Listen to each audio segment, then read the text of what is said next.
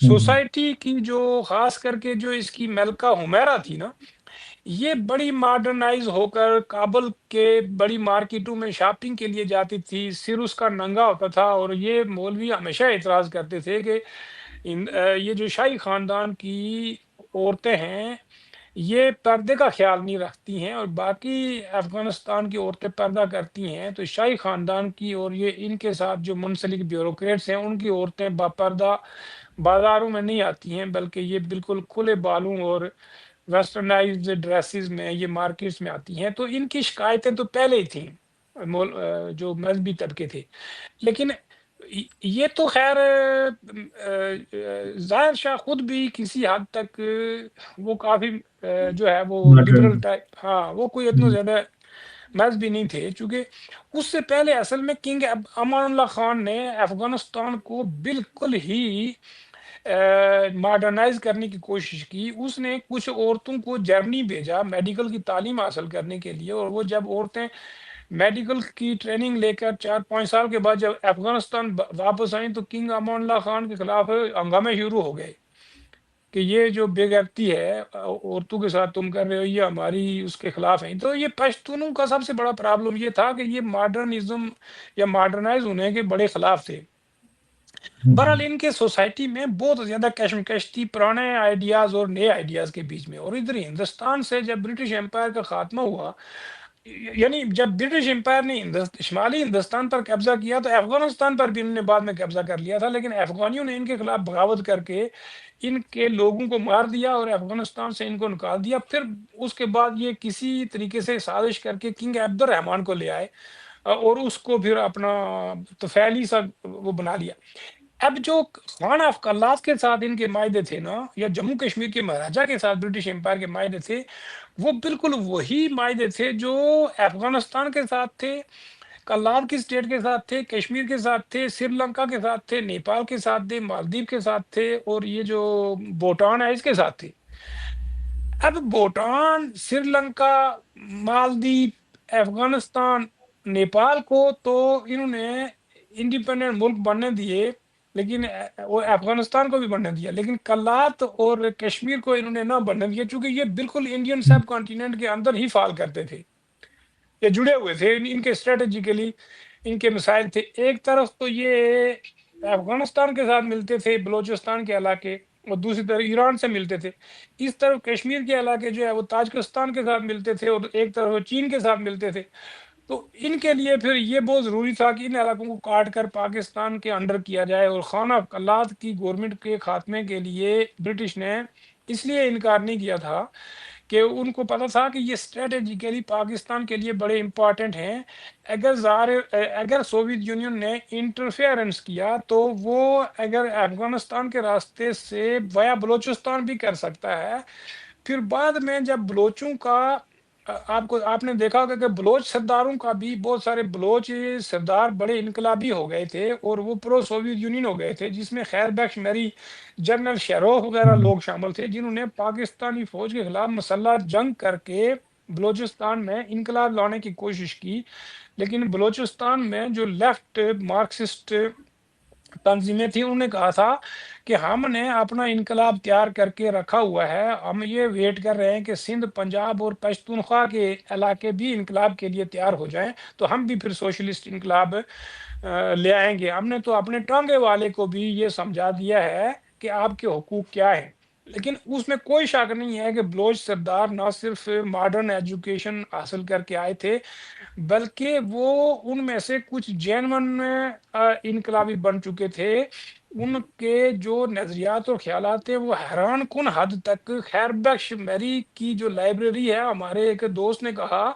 کہ جب ہم خیر بخش میری صاحب کے گھر گئے تو ہم حیران ہو گئے کہ لاہور کی جو بڑی لائبریری ہے، پبلک لائبریری، اس میں اتنی کتابیں نہیں تھیں جتنی خیر بخش میری کی لائبریری میں، غیر کی لائبریری میں ہم نے کتابیں دیکھی، اور ایسی نایاب کتابیں کہ جو ہمیں ادھر کبھی نہیں ملتی ہیں۔ تو بہرحال اس علاقے میں بھی اس طرح کے جو اپر کاسٹ یا اپر جو ایلیٹ طبقہ تھا بلوچوں کا،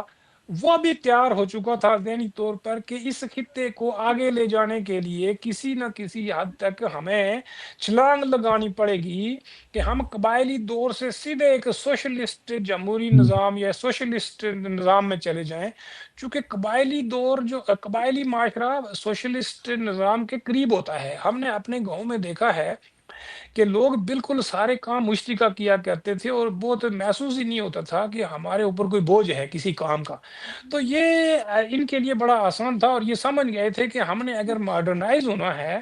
ان سوسائٹیز کو ماڈرنائز کرنا ہے، خاص کر کے جو مسلم معاشرے ہیں، یہ جو قبائلی طرز زندگی میں پھنسے ہوئے ہیں، تو ان ہی قبائلی سرداروں نے ہی یہ محسوس کر لیا ماڈرن ایجوکیشن کے ذریعے کہ بھائی ان کو جمپ کرا کر ہم آگے ماڈرنائز کریں۔ تو افغانستان کے اندر بھی جو communist party P D P کی حکومت تھی نا، اس نے اصل میں اپنے لوگوں کو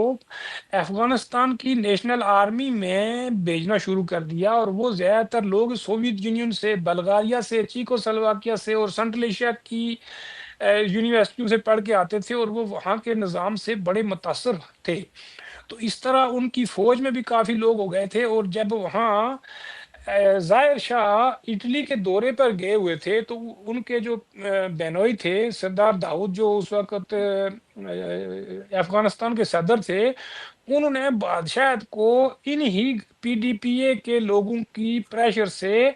ان کی بادشاہت کا خاتمہ کر کے افغانستان کو ایک جمہوریہ یعنی ریپبلک کا اعلان کر دیا۔ اس میں سب سے زیادہ جو کردار تھا وہ افغانستان آرمی کے ان کمیونسٹ فوجی آفیسروں کا کردار تھا، جس میں بریگیڈیئر عبد الکبیر نام کے ایک آدمی بھی تھے، جو ان کی فضائیہ میں تھے، افغانستان کی فضائیہ میں تھے، جو بلغاریہ یا چیکو سلواکیہ سے پی ایچ ڈی کر کے آئے تھے، اور وہ مارکسسٹ تھے۔ جب سردار داؤد نے دیکھا کہ اچھا، سردار داؤد نے بادشاہ کا تو خاتمہ کر دیا، لیکن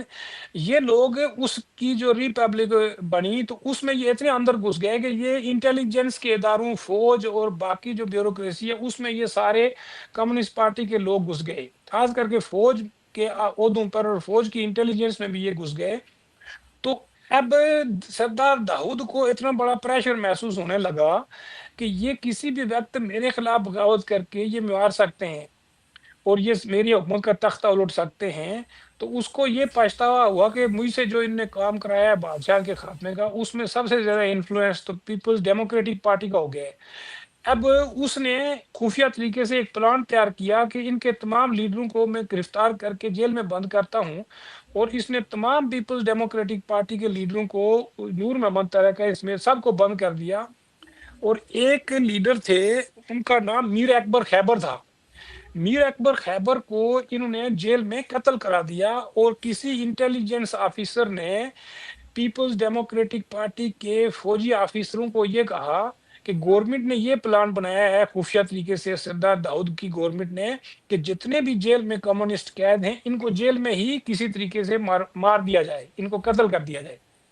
تو اس سے پہلے کہ وہ اقدامات سردار داؤد کی گورنمنٹ اقدام کرتی کہ پیپلز ڈیموکریٹک پارٹی کے تمام مارکسسٹ لوگوں کو جیلوں میں کسی طریقے سے مار دیتی، راتوں رات بریگیڈیئر عبد القدیر نے سردار داؤد کے صدارتی محل پر بمباری کر کے اس کے سارے خاندان اور اس کے محل کو ہی ملیا میٹ کر دیا اور اس کو مار دیا، اور راتوں رات انہوں نے جیل توڑ کر اپنے تمام کامریڈز کو جیلوں سے نکالا، اور نور محمد ترکے وغیرہ لوگوں نے امیڈیٹلی جو ہے وہ انقلاب کا اعلان کر دیا۔ گو کہ یہ لوگ صرف شہری علاقوں میں ہی منظم تھے، اور یہ گورنمنٹ کے اداروں کے اندر، فوج کے اندر، انٹیلیجنس کے اندر، انٹیلیجنسیا کے اندر، اسٹوڈنٹس، انٹلیکچوئلز، پروفیسرز، وکلا، ان ہی طبقوں تک ہی یہ محدود تھے۔ ان کے دیہی علاقوں میں بالکل کوئی انفلوئنس نہیں تھا پیپلز ڈیموکریٹک پارٹی کا۔ تو اس کا نتیجہ یہ ہوا کہ انہوں نے فوراً جو ہے سردار داؤد کی خاندان کو تو قتل کر دیا، اور گورنمنٹ پر قبضہ اس لیے کر لیا کہ فوج میں ان کے لوگ تھے، اور فوج میں جو لوگ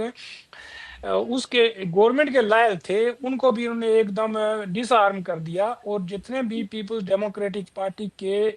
فوج کے اندر لوگ تھے، ان میں سب سے کلیدی کردار اسی بریگیڈیئر عبد القدیر کا تھا جو فضائیہ کا تھا. اس نے صدارتی مال پر بم گرائے تھے. سردار داؤد کی فیملی رات کو سوئی ہوئی تھی تو وہ سارے مار دیے تھے اس نے. تو اس طرح افغانستان میں انقلاب آ گیا. گو کہ سوویت کمیونسٹ پارٹی کو انہوں نے انفارم نہیں کیا تھا چونکہ وہ ان کو منع کرتے تھے. نور محمد ترکئی وغیرہ لوگ کمیونسٹ پارٹی آف انڈیا میں، یہ بمبئی میں شپ میں کام کرتا تھا، تو وہاں سے برطانوی دور میں اس اس کے لنکس بن گئے کمیونسٹ پارٹی آف انڈیا کے ساتھ. وہاں سے یہ ٹرینڈ ہو کر پھر یہ آیا تھا. تو ان لوگوں نے پہلے اٹیمپٹ کی کہ ہم کسی طریقے سے افغانستان کو اس قبائلی اور جاگیردارانہ اور مذہبی گند کوڑے سے نکال کر اس کو ایک ماڈرن ڈیموکریٹک جمہوریہ بنائیں اور اس کو آگے لے کے جائیں، چونکہ افغانستان بہت پسماندہ ملک بن گیا ہے. تو اس پر انہوں نے جب کوشش کی تو سوویت کمیونسٹ پارٹی نے اور سوویت گورنمنٹ نے ان کو منع کر دیا کہ آپ کا معاشرہ بہت زیادہ پسماندہ ہے، جاگیردارانہ سماج ہے، یہاں آپ کمیونسٹ انقلاب لائیں گے تو اس کے خلاف جو ریلیجس فورسز ہیں وہ بہت بڑی مزاحمت کریں گی اور آپ لوگوں کا انقلاب کامیاب نہیں ہوگا، چونکہ آپ کے سماج کے اندر وہ فورسز موجود نہیں ہیں جو انقلاب، سوشلسٹ انقلاب کے لیے سہارا بنتی ہیں. بہرحال انہوں نے پھر بہانہ بنایا سوویت یونین کے سامنے کہ یہ ہمارے پاس خفیہ رپورٹ تھی کہ سردار داؤد گورنمنٹ نے ہماری پارٹی کے تمام لوگوں کو قتل کرنے کا منصوبہ بنا لیا تھا. اور یہ پھر بہت بڑا لاس تھا چونکہ انڈونیشیا کا بھی ان کے پاس